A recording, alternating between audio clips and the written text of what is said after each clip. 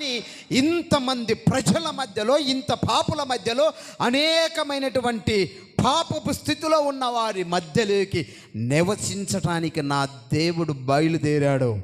కొట్టండి బిగ్గరగా చెప్పండి హల్లెలూయా. శరీరాన్ని ధరించుకొని శరీరధారి అయి మనతో నివసించటానికి ఆయన వచ్చాడు.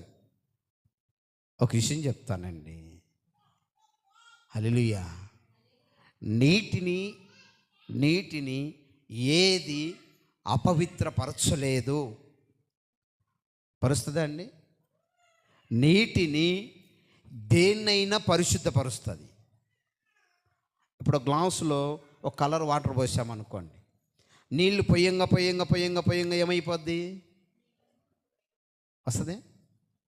నువ్వు ఎంత కలర్ పోసినా కూడా వాటర్ను మాత్రం శుభ్రం చేయలేదు. కరెక్ట్ కదా? ఇప్పుడు యేసు ప్రభువారు ఇంత పాపుల మధ్యలోకి శరీరాన్ని ధరించుకొని ఎందుకు వచ్చాడు తెలుసా? ఒక మతాన్ని స్థాపించడానికి కాదు.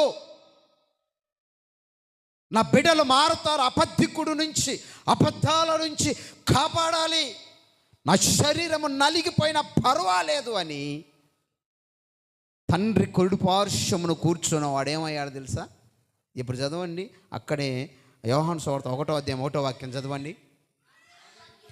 ఆది యందు వాక్యము ఉండెను, వాక్యము దేవుని యొద్ద ఉండెను, వాక్యము దేవుడై ఉండెను, ఆయన ఆది యందు దేవుని యొద్ద ఉండెను, సమస్తము ఆయన మూలముగా కలిగెను, కలిగి ఉన్నదేదియు ఆయన లేకుండా కలగలేదు.